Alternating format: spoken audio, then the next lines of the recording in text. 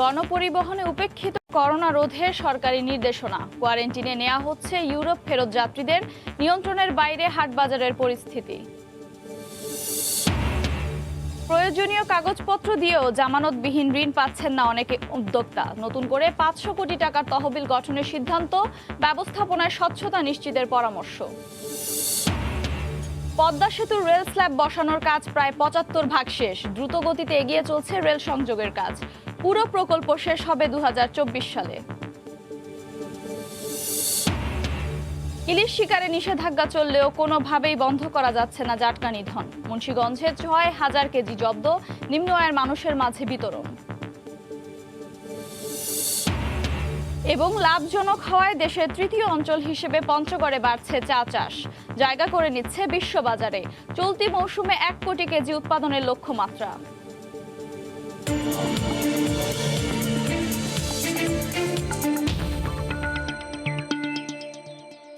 দেখছিলেন শিরোনাম। আমন্ত্রণ জানাচ্ছি দেশ ও দেশের বাইরে অর্থ বাণিজ্যের নানা খবর নিয়ে আমাদের নিয়মিত আয়োজন এ সময়ের বাণিজ্যে। আপনাদের সঙ্গে আছি আমি আফরোজা মৌটুসী। করোনা সংক্রমণ বেড়ে যাওয়ায় বিদেশ ফেরত যাত্রীদের প্রাতিষ্ঠানিক কোয়ারেন্টাইন বাধ্যতামূলক করেছে সরকার। তবে শুধু ইউরোপ থেকে দেশে আসা যাত্রীদের কোয়ারেন্টাইনে নেওয়া হচ্ছে। এই মুহূর্তে হযরত শাহজালাল আন্তর্জাতিক বিমানবন্দরে আছেন রিপোর্টার কাজল আব্দুল্লাহ। সেখানকার সবশেষ পরিস্থিতি জানতে সরাসরি চলে যাচ্ছি তার কাছে। কাজল। মৌটুসী, দেশে করোনা সংক্রমণ বেড়ে যাওয়ার পর কিন্তু সরকার বিভিন্নভাবে পদক্ষেপ নিচ্ছে। এই ধারাবাহিকতা গতকাল মন্ত্রিসভা পরিষদ বৈঠকে কিন্তু যেটি জনপ্রশাসন মন্ত্রণালয় সার্কুলার দিয়েছে সেটি হচ্ছে বিদেশ ফেরত যে কোনো যাত্রীদের কিন্তু প্রাতিষ্ঠানিক কোয়ারেন্টাইন ১৪ দিন বাধ্যতামূলক করা হয় এবং সেই নির্দেশনা সিভিল এভিয়েশনে যখন পাঠানো হয় এর পরের পরিপ্রেক্ষিতে কিন্তু সিভিল এভিয়েশন কিন্তু তাদের সক্ষমতা এবং সব কিছু ভেবে এবং চিন্তা করে কিন্তু পরবর্তীতে আবার সরকারকে জানিয়ে দেয়। সেটি হচ্ছে যে সিভিল এভিয়েশনের যে দুইটি যে প্রতিষ্ঠান রয়েছে, হজ ক্যাম্প এবং দিয়াবাড়িতে যে দুইটি প্রাতিষ্ঠানিক কোয়ারেন্টাইন তাদের দখল রয়েছে, সেখানে যে পরিমাণ যে সংখ্যা সেখানে কোয়ারেন্টাইন করা যায় সেটি কিন্তু তারা বলছেন যে প্রতিদিন কিন্তু প্রায় ৫,০০০ কিন্তু যাত্রী কিন্তু বিদেশ থেকে দেশে আসছেন বিভিন্ন দেশ থেকে। সেই পরিপ্রেক্ষিতে জনপ্রশাসন মন্ত্রণালয় যদি সার্কুলার বাস্তবায়ন করতে চায় সেই পরিমাণ জনশক্তি কিংবা বিদেশ ফেরত যারা যাত্রী আসছেন তাদের কিন্তু রাখা সম্ভব হবে না। এরই পরিপ্রেক্ষিতে কিন্তু তারা কিন্তু সিভিল এভিয়েশন জানিয়ে দিয়েছে সেটি হচ্ছে যে সংক্রমণের হার যেহেতু ইউরোপ এবং লন্ডন, এই ইউরোপের দেশ এবং লন্ডনে কিন্তু বেশি, সেই পরিপ্রেক্ষিতে তারা বলছেন যে এই কয়েকটি ইউরোপের দেশগুলো এবং লন্ডন থেকে যে যাত্রী আসবেন তাদেরকে তারা প্রাতিষ্ঠানিক কোয়ারেন্টাইনে রাখার জন্য চেষ্টা করবেন এবং এটি কিন্তু বাধ্যতামূলক পরবর্তীতে হয়ে যায় যে ১৪ দিন লন্ডন থেকে এবং ইউরোপ থেকে যে যাত্রীরা আসবেন তাদেরকে কিন্তু প্রাতিষ্ঠানিক কোয়ারেন্টাইনে রাখা হবে। এবং একই সঙ্গে সেই ধারাবাহিকতা কিন্তু আমরা সকাল থেকে এখানে এসে যেটি জানতে পেরেছি সেটি হচ্ছে দুবাই এবং কাতার থেকে দুটি ফ্লাইটে কিন্তু ৮টা ২৭ এবং ৮টা ৪৫, এই দুই টাইমে দুটি ফ্লাইটে ৬ জন যাত্রী এসছেন লন্ডনের। তারা কিন্তু মোটামুটি এখান থেকে তাদেরকে আমরা যতটুকু দেখলাম সেটি হচ্ছে বিআরটিসি একটি গাড়িতে করে তাদেরকে হজ ক্যাম্পে কিন্তু নিয়ে যাওয়া হয়েছে সেনাবাহিনীর তত্ত্বাবধানে এবং সেখানেই তাদেরকে ১৪ দিন কোয়ারেন্টাইন থাকতে হবে এবং এরপরে তারা কিন্তু তাদের নিজ নিজ গন্তব্য নিজ নিজ বাসায় কিন্তু যেতে পারবেন। তো আমরা যেটি এখানে কথা বলেছি সেটি হচ্ছে যে প্যাসেঞ্জার যাত্রী যারাই আসবেন লন্ডন এবং ইউরোপ থেকে তাদেরই কিন্তু প্রাতিষ্ঠানিক কোয়ারেন্টাইন তারা বাধ্যতামূলক করবেন এবং সেনাবাহিনী এখানে আছেন এবং যারাই আসছেন তাদের কিন্তু খুব পর্যবেক্ষণ করে তাদের খুব দেখভাল করে তাদের কিন্তু নির্দিষ্ট গাড়ি এখানে রাখা হচ্ছে এবং গাড়িতে করে তাদের কিন্তু নিয়ে যাওয়া হচ্ছে যত্নবোধে। তো আরেকটি বিষয় আমরা জানিয়ে রাখি সেটি হচ্ছে যে এখানে যে পরিমাণ যাত্রী আসছেন এবং যে পরিমাণ যাত্রী আসবেন আরও, সেখানে সবচেয়ে বড় ব্যাপার সেটি হচ্ছে যে এখানে যে পরিমাণ গ্যাদারিং আমরা দেখছি, লোক সমাগম দেখছি, যারা যাত্রী আসছেন তাদের বিষয়ে আমরা এখানে সংশ্লিষ্ট যারা আইন শৃঙ্খলা বাহিনীর সদস্য রয়েছেন তাদের সাথে আমরা কথা বলেছি, যারা এর সাথে ওতপ্রোতভাবে জড়িত তাদের সাথে কথা বলেছি। সেটি হচ্ছে যে সেফটির ব্যাপারে, নিরাপত্তার ব্যাপারে, সেটি স্বার্থ সুরক্ষার ব্যাপারে কিন্তু তারা বলছেন যে বাইরে থেকে যেহেতু করোনা বিভিন্নভাবে নেগেটিভ সরণে তারা আসছে, সেক্ষেত্রে এখানে ইন্টারনাল কিন্তু এখানে যারা আছেন তাদের ক্ষেত্রে খুব কিন্তু সমস্যা হওয়ার কথা না তারা বলছেন। এবং যদিও তারা বলছেন যে বিমানবন্দরের প্রবেশ গেটে তারা কিন্তু জনসংখ্যা সীমিতকরণ করেছেন এবং এখানেও স্বাস্থ্যবিধি মেনে চলছেন তারা, যেহেতু হ্যান্ড স্যানিটাইজার বিভিন্ন কিছু দিচ্ছেন, কিন্তু বাহিরে যারা আত্মীয় স্বজন আসছেন যাত্রীদের রিসিভ করার জন্য তাদের জন্য কিন্তু স্বাস্থ্য সুরক্ষার বড় একটি সংক্রমণের আশঙ্কা তৈরি হচ্ছে। তো এখন পর্যন্ত মৌটুসী এই ছিল বিমানবন্দর থেকে। পরবর্তীতে আমরা আরও খবর জানানোর চেষ্টা করব। মৌটুসী। হযরত শাহজালাল আন্তর্জাতিক বিমানবন্দর থেকে সেখানকার সবশেষ পরিস্থিতি জানাচ্ছিলেন সহকর্মী কাজল আব্দুল্লাহ। অর্ধেক আসন ফাঁকা রেখে সব আন্তনগর মেইল ও কমিউটার ট্রেন চালানোর সিদ্ধান্ত নেওয়া হয়েছে। করোনা পরিস্থিতি অবনতি হওয়ায় এমন সিদ্ধান্ত নিয়েছে বাংলাদেশ রেলওয়ে। সিদ্ধান্ত অনুযায়ী প্রতিটি ট্রেনের মোট আসনের অর্ধেক টিকিট বিক্রি হবে, মোট আসনের 50% টিকিট বিক্রি হবে। টিকিট পাওয়া যাবে কাউন্টার ও অনলাইনে। বাংলাদেশ রেলওয়ে অতিরিক্ত মহাপরিচালক সর্দার শাহাদাত আলী জানান, প্রতিটি স্টেশনে 4 স্তরের নিরাপত্তা ব্যবস্থা নিশ্চিত করা হবে বলে তিনি বলেন, ট্রেন চলবে স্বাস্থ্যবিধি মেনে। ট্রেনে জীবাণুনাশক স্প্রে করা হবে, যাত্রীদের জন্য থাকবে হ্যান্ড স্যানিটাইজার। মাস্ক ছাড়া কাউকে স্টেশনে প্রবেশ করতে দেওয়া হবে না। এছাড়াও যাত্রার আগে শরীরের তাপমাত্রা মাপা হবে। অতিরিক্ত তাপমাত্রার কোনো ব্যক্তিকে যাত্রা করতে দেওয়া হবে না।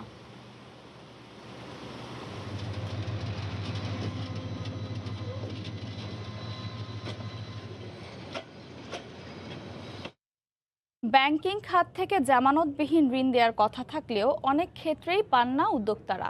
এরই মধ্যে স্টার্টআপ বা নতুন উদ্যোগে 500 কোটি টাকার ঋণ তহবিল গঠনের সিদ্ধান্ত নিয়েছে বাংলাদেশ ব্যাংক।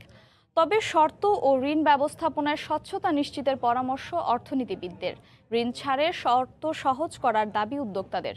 কাজল আব্দুল্লাহ রিপোর্ট।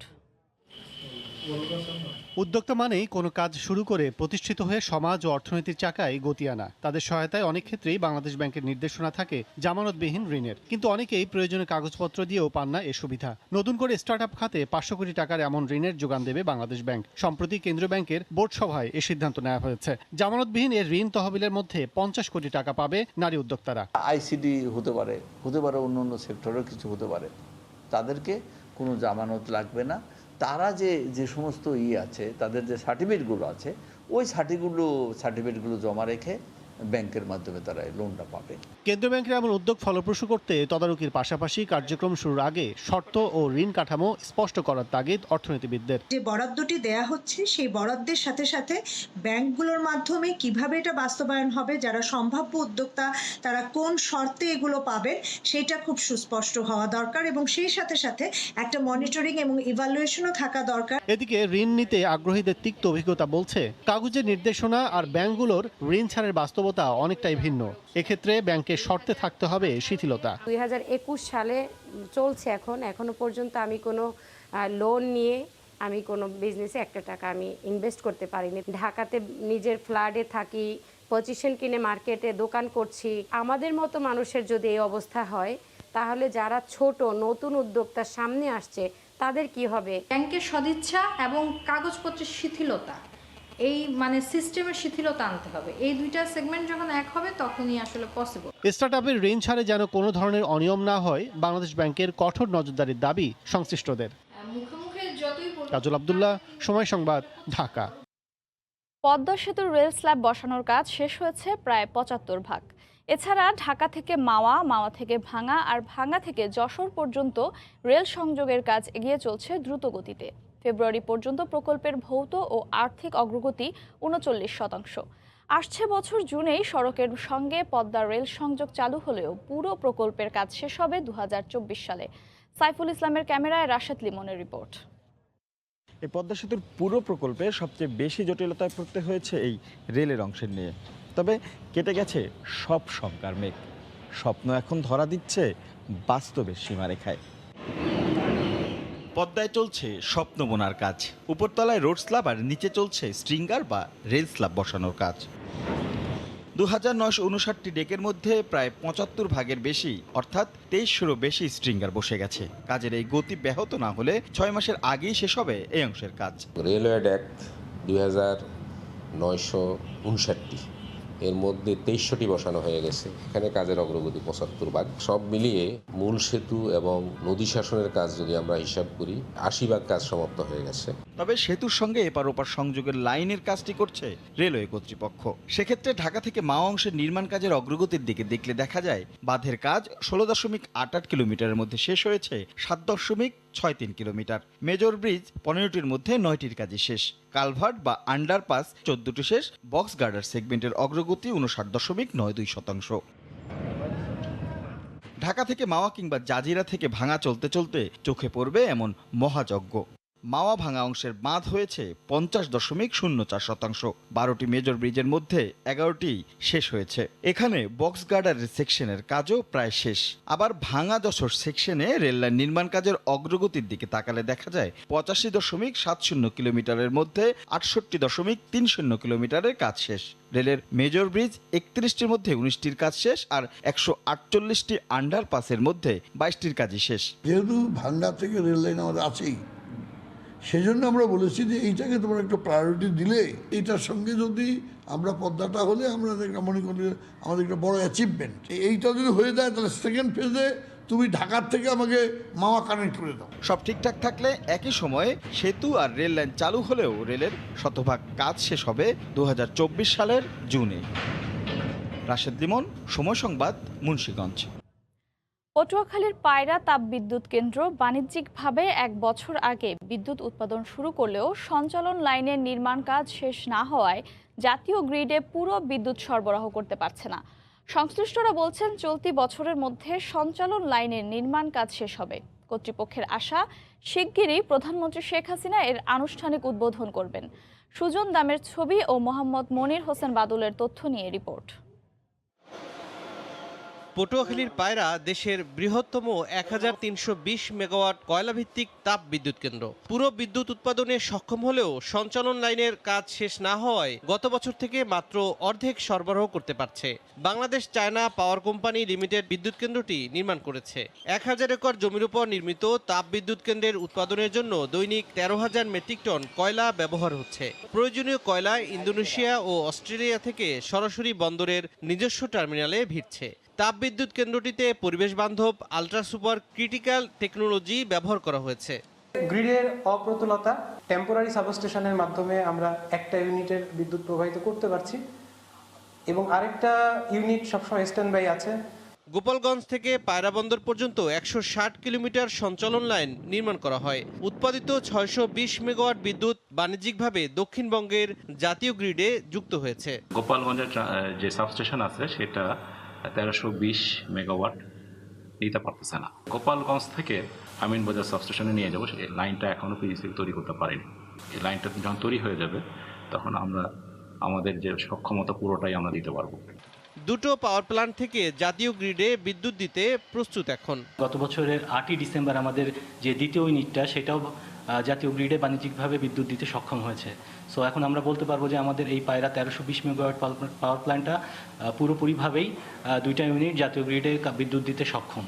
2016 সালের 14 অক্টোবর প্রধানমন্ত্রী শেখ হাসিনা পটুয়াখালীর কলাপাড়া উপজেলার ধানখালীতে পায়রা 1320 মেগাওয়াট তাপ বিদ্যুৎ কেন্দ্র নির্মাণ কাজের ভিত্তিপ্রস্তর স্থাপন করেন। 12,284 কোটি টাকা ব্যয়ের এ প্রকল্পের ব্যয় 80% ঋণ দিয়েছে চীনের এক্সিম ব্যাংক ও চায়না ডেভেলপমেন্ট ব্যাংক। সময় সংবাদ, পটুয়াখালী। বাগেরহাটের রামপাল তাপ বিদ্যুৎ কেন্দ্রের জন্য বিভিন্ন যন্ত্রাংশ এসে পৌঁছেছে মোংলা বন্দরে। আগামীকাল আসবে মেট্রো রেলের যন্ত্রাংশের প্রথম চালান। এই বিষয়ে বিস্তারিত জানতে মোংলা বন্দর থেকে সরাসরি যুক্ত হচ্ছেন সহকর্মী মাহমুদ হাসান। সরাসরি চলে যাচ্ছি তার কাছে। মাহমুদ,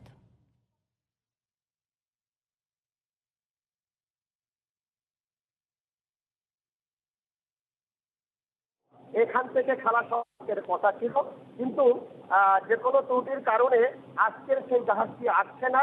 এই জাহাজটি আগামী দিন এখানে বন্দর ভবনে ভিড়বে এবং সেই জাহাজ থেকে 6টি কার প্রথম পর্যায়ে এখান থেকে খালাস হবে।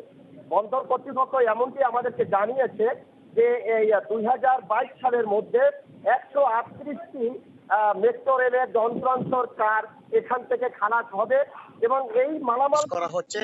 এটি রামপাল তাপ বিদ্যুৎ কেন্দ্রের মূল্যবান যন্ত্রাংশ এখান থেকে খালাস করা হচ্ছে। তবে এই জেটি এলাকায় আরেকটি জাহাজ আসার কথা রয়েছে জাপান থেকে, সেটা মেট্রো রেলের। বাংলাদেশ সরকার মেট্রো রেল তৈরি করতে যাচ্ছে, সেই মেট্রো রেলের যন্ত্রাংশ এখান থেকে খালাস হওয়ার আজকের কথা ছিল, কিন্তু যে কোনো ত্রুটির কারণে আজকের সেই জাহাজটি আসছে না। এই জাহাজটি আগামী দিন এখানে বন্দর ভবনে ভিড়বে এবং সেই জাহাজ থেকে 6টি কার প্রথম পর্যায়ে এখান থেকে খালাস হবে। বন্দর কর্তৃপক্ষ এমনটি আমাদেরকে জানিয়েছে যে এই 2022 সালের মধ্যে 138টি মেট্রো রেলের যন্ত্রাংশর কার এখান থেকে খালাস হবে এবং এই মালামালগুলো বহন করার জন্য ইতিপূর্বে বন্দর কর্তৃপক্ষের চেয়ারম্যান সকল কিছু প্রস্তুতি করে রেখেছে। এই মালগুলো এখান থেকে নৌপথে নেয়ার জন্য বাস স্ট্যান্ড বাই রেখেছে এবং রেডি করে রেখেছে যে মালামালগুলো খালাস হওয়ার সাথে সাথে যেন নৌপথে 2 থেকে 3 দিনের মধ্যে রাজধানীর বিবাড়িয়া এলাকায় এই মালগুলো পৌঁছবে এবং সেই মালগুলো ওখানে একটা জায়গায় যে এখানে মজুত করা হবে সেখানে পরীক্ষা নিরীক্ষা মালয়েশিয়া এবং জাপানি প্রতিনিধি দল এগুলো যাচাই বাছাই এবং তদারকি করে এই মালামালগুলো সেখানে পৌঁছিয়ে দিবে এবং মেট্রো রেল তৈরি করা কাজ শুরু করবে। তা আমাদের কাছে বন্দর কর্তৃপক্ষ যেটু জানিয়েছে যে বন্দর উন্নয়নের যে অগ্রগতি তার একটি মাইল ফলক এই জাহাজগুলো আসার জন্য। ইতিপূর্বে এখানে তাপ বিদ্যুৎ কেন্দ্রের মালামাল এখান থেকে খালাস হচ্ছে এবং রূপপুর পারমাণবিক তাপ বিদ্যুৎ কেন্দ্রের মালামালও কিন্তু এখান থেকে খালাস হচ্ছে। তা আমি একটা কথা জানিয়ে রাখি মৌটুসী, আপনাকে একটা কথা জানিয়ে রাখি, এই বন্দর জেটিতে সবচেয়ে সুন্দর করে জাহাজ বিদেশ থেকে সরাসরি ভিড়তে পারছে আর যার কারণে বন্দর কর্তৃপক্ষ বিভিন্ন পরিকল্পনা বিভিন্ন প্রকল্প তারা হাতে নিয়েছে। ইতিপূর্বে যে জাহাজটি আমাদের এখানে আসবে এবং মালামালগুলো খালাস করবে এজন্য বন্দর কর্তৃপক্ষ সবকিছু রেডি করে রেখেছে। এখান থেকে সেই যন্ত্রাংশগুলো এই যে রেলের যে মালামালগুলো এখান থেকে খালাস হবে। তা মৌটুসী আমার কাছে এই ছিল বন্দর জেটি থেকে সর্বশেষ খবর। মোংলা বন্দর থেকে এতক্ষণ সরাসরি যুক্ত ছিলেন সহকর্মী মাহমুদ হাসান। সরকারি নিষেধাজ্ঞা উপেক্ষা করে মুন্সিগঞ্জে জাটকা নিধনের মহোৎসব চলছেই। অভিযানে জাটকা জব্দ হলেও সংশ্লিষ্টদের ভূমিকা নিয়ে প্রশ্ন উঠেছে। মঙ্গলবারও জব্দ হলো ৬,০০০ কেজি জাটকা। বিস্তারিত নাসিরউদ্দিন উজ্জ্বলের রিপোর্টে ছবি তুলেছেন আবু সাইদ। ট্রলার ভর্তি ঝাটকা, 23টি ড্রাম, ঝুড়ি ও বস্তায় করে ৬,০০০ কেজি ঝাটকা নিয়ে ট্রলারটি যাচ্ছিল নারায়ণগঞ্জ। মুন্সিগঞ্জের শীতলক্ষা ও ধলেশ্বরী মোহনা থেকে ধাওয়া করে মৌসুমের সবচেয়ে বড় নিষিদ্ধ ঝাটকার চালানটি জব্দ করে নৌপুলিশ। তবে মালিক মাঝি সবাই পালিয়ে যায়। পরে মুক্তারপুর নৌপুলিশ স্টেশন সংলগ্ন ধলেশ্বরী জেটি থেকে এই ঝাটকাগুলো দরিদ্রদের মাঝে বিতরণ করা হয়। মুন্সিগঞ্জের পদ্মা ও মেঘনা নদীতে জাটকা নিধনের হিড়িক পড়ে গেছে। ছোট এই ইলিশ শিকার করে পাঠানো হচ্ছে ঢাকা ও নারায়ণগঞ্জ সহ দেশের বিভিন্ন হাটবাজারে। স্থানীয়দের অভিযোগ, মৎস্য বিভাগের নজরদারির অভাবে নিষেধাজ্ঞা অমান্য করে অবাধে জাটকা নিধন হচ্ছে। এই ছোট মাছ এগুলি মানে আসলে তো বহুত মাছ হইতো, দেশের সম্পদ নষ্ট করতেছে। এদিকে থেকে মনকে মন টনকে টন প্রতিদিন নিয়ে যাইতেছে। মৎস্য বিভাগ যদি ঠিক মতন দায়িত্ব পালন করতো তাহলে এই জাটকা নির্ধারণ ধরা পড়তো না। আর যে জাটকা ধরছে দেশের অনেক ক্ষতি হয়ে যাচ্ছে। মৎস্য কর্মকর্তা ও নৌপুলিশ বলছে ঝাটকা নিধন বন্ধে ব্যবস্থা নেওয়া হচ্ছে। এগুলা বহন করার জন্য ওই লেবার শ্রেণীর লোকের দরকার হয়, ওরা লেবাররা রাখে এবং মালিকেরা আড়ালে থাকে, তারা যাতে পুলিশের কাছে ধরা না পড়ে। অলরেডি একটা থানা পুলিশ অভিযান করেছে, সেখানে কিছু পরিমাণ জাটকা ধরা পড়েছে। ইতিমধ্যে কালীচর নৌ পুলিশের সাথে আমি কথা বলেছি, তারা আমাকে বলেছে আমাদেরকে যথেষ্ট সহযোগিতা দেবে আমরা ওখানে গেলেই। আগামী 30 জুন পর্যন্ত দেশে ঝাটকা নিধন বন্ধ ঘোষণা করেছে সরকার। জেলা মৎস্য বিভাগের তথ্য মতে ফেব্রুয়ারি থেকে এ পর্যন্ত ঝাটকা বিরোধী 45টি অভিযানে 36 মেট্রিক টন ঝাটকা জব্দ হয়েছে। নাসিরউদ্দিন উজ্জ্বল, সময় সংবাদ, মুন্সিগঞ্জ। বাজারে নতুন পেঁয়াজের সরবরাহ বাড়ায় কমেছে দাম। গত 2 সপ্তাহের ব্যবধানে প্রতি কেজি পেঁয়াজে কমেছে 10 টাকা পর্যন্ত।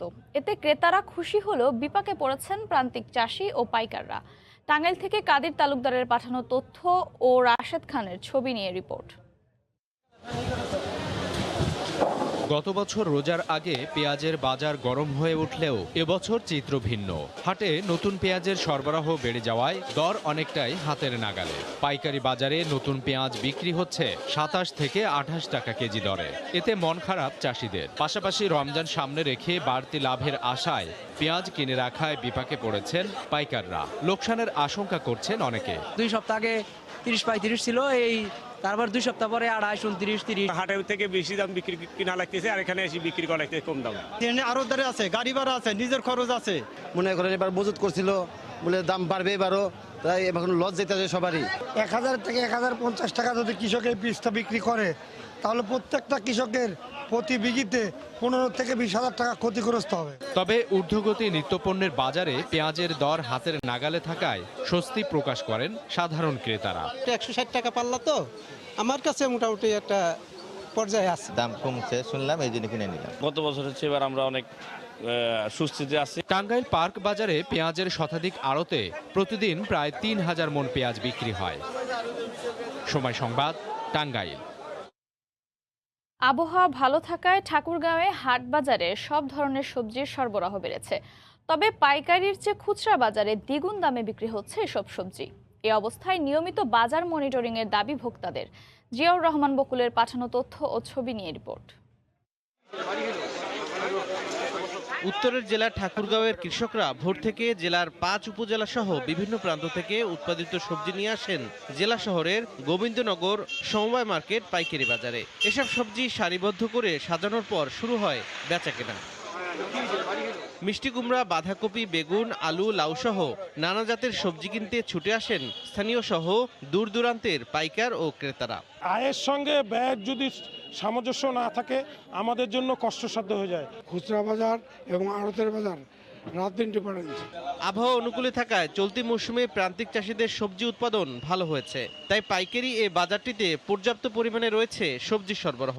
পটল, ঢেঁড়স, সজনা 30 থেকে 32 টাকা, আর আলু শাকসবজি অন্যান্য 8 থেকে 10 টাকা। গত সপ্তাহের চেয়ে তুলনামূলক এই সপ্তাহে সবজির দাম একটু কম, আর এই ঢেঁড়স, তারপর সজনা, পটলের একটু দাম বেশি, নতুন সবজির একটু দাম বেশি। গত সপ্তাহের তুলনায় বর্তমানে আলু প্রকারভেদে কেজিতে 3 টাকা কমে বিক্রি হচ্ছে 8 থেকে 12 টাকা পর্যন্ত। এছাড়া অন্যান্য শাকসবজির দাম কমলেও নতুন সবজি সজনে, ঢেঁড়স ও পটলের দাম ঊর্ধ্বমুখী। পাইকাররা বাজারে সরবরাহ এসব সবজি ক্রয় করে স্থানীয় বাজারের চাহিদা মিটিয়ে পাঠিয়ে দিচ্ছেন দেশের অন্যান্য জেলাগুলোতে। এক একটা মাল এক এক দামে কিনতে হয়। ভালোরা ভালো দাম, খারাপটা খারাপ দাম। যেটা একটু বেশি দামে কিনি ভালোটা ওটা 2-4 টাকা লাভ করে বেশি, আর খারাপটার দাম কম। এই পাইকারি বাজারে প্রতিদিন 18 লাখ টাকা পর্যন্ত সবজি কেনা বেচা হয়। সময় সংবাদ, ঠাকুরগাঁও। এবার বিলুপ্ত ছিটমহলের পিছিয়ে পড়া জনগোষ্ঠীকে তথ্য প্রযুক্তিতে দক্ষ করে গড়ে তুলতে চায় সরকার। পাশাপাশি নিশ্চিত করতে চায় শহুরে নাগরিক সুবিধাও। লক্ষ্য অর্জনে আজ পঞ্চগড় সদর ও কুড়িগ্রামের দোশিয়ারছড়ায় 2টি ডিজিটাল প্রশিক্ষণ কেন্দ্র বা ডিসেট সেন্টার চালু করেছে আইসিটি বিভাগ।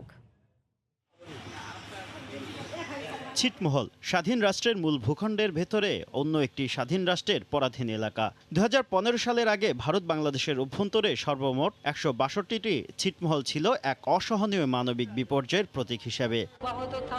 আপনাদের জীবন সুন্দর হোক।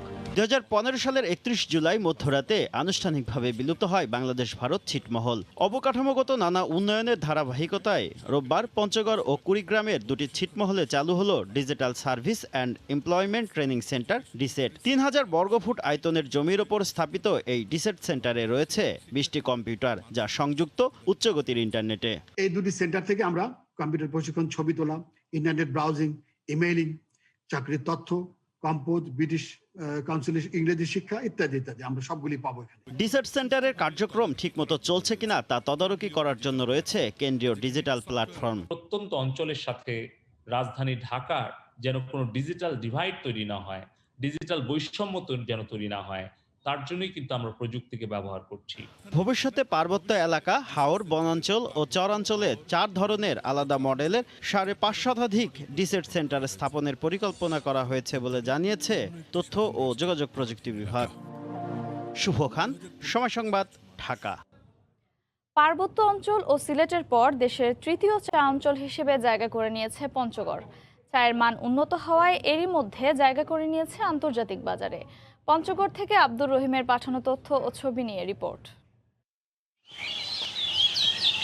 চা চাষে পাহাড়ি ঢালু জমি লাগবে, এমন ধারণা বদলে দিয়েছেন পঞ্চগড়ে সমতল ভূমিতে কৃষকেরা চা চাষ করে। এক সময়ের পতিত জমি বা এক ফসলি জমি এখন চায়ের সবুজ পাতায় ভরে গেছে। জেলায় গড়ে উঠেছে 18টি চা প্রক্রিয়াকরণ কারখানা। নগদ মূল্যে কারখানা মালিকরা চায়ের পাতা কেনায় চাষিরা আর্থিকভাবে লাভবান হচ্ছেন। স্থানীয় চা চাষিরা বলছেন, অন্যান্য ফসলের তুলনায় চা চাষে লাভ বেশি। তাছাড়া একবার চা চাষ করে ৮০ থেকে ১০০ বছর পাতা সংগ্রহের সুযোগ থাকায় দিন দিন তারা চা চাষের পরিধি বাড়াচ্ছেন। গত বছর আমি 2 একর লাগাইছিলাম চা, তো চার ফলন দেখে ভালো বাজার পেয়ে এবার নতুন করে আবার 1 একর বাড়াইছি। ফলন ভালো, আমি ভালোই লাভবান হয়েছি। এভাবে চাহিদা থাকলে আমরা আরও সামনে বেশি বেশি আবাদ করব। ফ্যাক্টরিতে চা পাতা নগদ মূল্যে ক্রয় করতেছে, চাষিরা নিজে এসে কাঁচা পাতা সরবরাহ করতেছে এবং তারা নগদ মূল্য পাচ্ছেন, এতে তারা অনেক খুশি।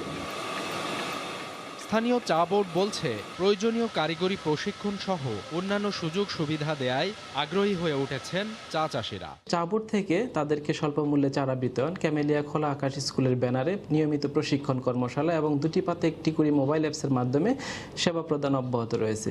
পঞ্চগড় চা বোর্ডের পরিসংখ্যান অনুযায়ী 2002 সালে 455 একর জমিতে সবুজ চা চাষ করা হয়। বর্তমানে বেড়ে দাঁড়িয়েছে 10,170 একর জমি। গত বছর জেলায় 95,49,325 কেজি চা উৎপাদিত হয়। সময় সংবাদ, পঞ্চগড়। শেষ পর্যন্ত চূড়ান্তভাবে সরল সুয়েজ খালে আটকে থাকা পণ্যবাহী বিশাল জাহাজ এভার গিভেন। সেই সঙ্গে জটে জড়িয়ে পড়া অন্যান্য জাহাজগুলো নিজ নিজ গন্তব্যের উদ্দেশ্যে ছুটছে। তবে দ্রুত সময়ের মধ্যে সংকট নিরসন হওয়ায় স্বস্তির নিঃশ্বাস ফেলছেন ব্যবসায়ীরা। মিশরের সুয়েজ খাল আবারও ফিরে পেয়েছে প্রাণ। জাহাজ চলাচলের গতিতে নতুন করে সৃষ্টি হয়েছে স্রোতধারা, যা কেবল মিশরের জন্যই স্বস্তির বিষয় নয়, পুরো বিশ্ব বাণিজ্যের জন্যই সুসংবাদ। সোমবার টানা 7 দিন পর বড় বড় ব্যবসায়ী প্রতিষ্ঠানগুলোর যেন গলার কাটা নামলো অবশেষে। এটা খুবই স্বস্তির সংবাদ যে এতদিন পর আমরা আবার আগের মতো পরিবেশ ফিরে পেলাম। জটে আটকে পড়া জাহাজ মালিকদের ধৈর্য ধরার জন্য ধন্যবাদ। পণ্যবাহী জাহাজ তাইওয়ানের নিয়ন্ত্রণাধীন এভার গিভেন গেল 23 মার্চ সুয়েজ খালে আটকা পড়ে বিশ্বের অন্যতম ব্যস্ততম এই বাণিজ্য রুটকে অবরুদ্ধ করে ফেলে। 20,000 কন্টেইনার নিয়ে 2 লাখ টন ওজনের 1300 ফিট লম্বা বিশাল জাহাজটি প্রায় 1 সপ্তাহ অচল করে রাখে আন্তর্জাতিক পণ্য পরিবহনে গুরুত্বপূর্ণ নৌ রুটটিকে। লোহিত সাগর থেকে ভূমধ্য সাগরে যাওয়ার সময় 2 লাখ টনের এই জাহাজ নিয়ন্ত্রণ হারিয়ে সংকীর্ণ খালটিতে আড়াআড়িভাবে আটকে যায়। আটকে পড়ার পর জাহাজের অগ্রভাগ তীর থেকে মাত্র 4 মিটার দূরে ছিল। খাল কর্তৃপক্ষ ও ডাচ উদ্ধারকারী সংস্থা স্মিথ সালভেজ টাগবোট দিয়ে টেনে জাহাজটির খালের পাড়ের আটকে যাওয়া অংশ ঘুরিয়ে দেওয়ার চেষ্টা করে। পাশাপাশি ড্রেজার দিয়ে খালের তীরের অংশে ওই জাহাজের নিচ থেকে মাটি, বালু ও কাদা কেটে জাহাজটিকে বের করার চেষ্টা করা হয়। সুয়েজ খাল কর্তৃপক্ষের চেয়ারম্যান ওসামা রাবি মিশরের রাষ্ট্রীয় টেলিভিশনে বলেন, তারা 1 সেকেন্ডও সময় নষ্ট করেননি। মিশরের প্রেসিডেন্ট আল সিসি বলেছেন, সব সংকট কেটে গেছে। এখন পর্যন্ত আটকে পড়া প্রায় 300 জাহাজ সুয়েজ খাল পাড়ি দিচ্ছে। কর্মকর্তারা জানান, জাহাজের এই যাত্রা 2-3 দিনের মধ্যেই একেবারে স্বাভাবিক হয়ে আসবে। সৈয়দ ইফতেখার, সময় সংবাদ। এ সময়ের বাণিজ্যের শীর্ষ সংবাদ জানিয়ে দিচ্ছি আরও একবার। গণপরিবহনে উপেক্ষিত করোনা রোধে সরকারি নির্দেশনা, কোয়ারেন্টিনে নেওয়া হচ্ছে ইউরোপ ফেরত যাত্রীদের, নিয়ন্ত্রণের বাইরে হাটবাজারের পরিস্থিতি। প্রয়োজনীয় কাগজপত্র দিয়েও জামানতবিহীন ঋণ পাচ্ছেন না অনেক উদ্যোক্তা। নতুন করে 500 কোটি টাকার তহবিল গঠনের সিদ্ধান্ত, ব্যবস্থাপনার স্বচ্ছতা নিশ্চিতের পরামর্শ। এবং পদ্মা সেতুর রেল স্ল্যাব বসানোর কাজ প্রায় 75% শেষ। দ্রুত গতিতে এগিয়ে চলছে রেল সংযোগের কাজ। পুরো প্রকল্প শেষ হবে 2024 সালে। এই ছিল এ সময়ের বাণিজ্যের সঙ্গে থাকুন সময়ের।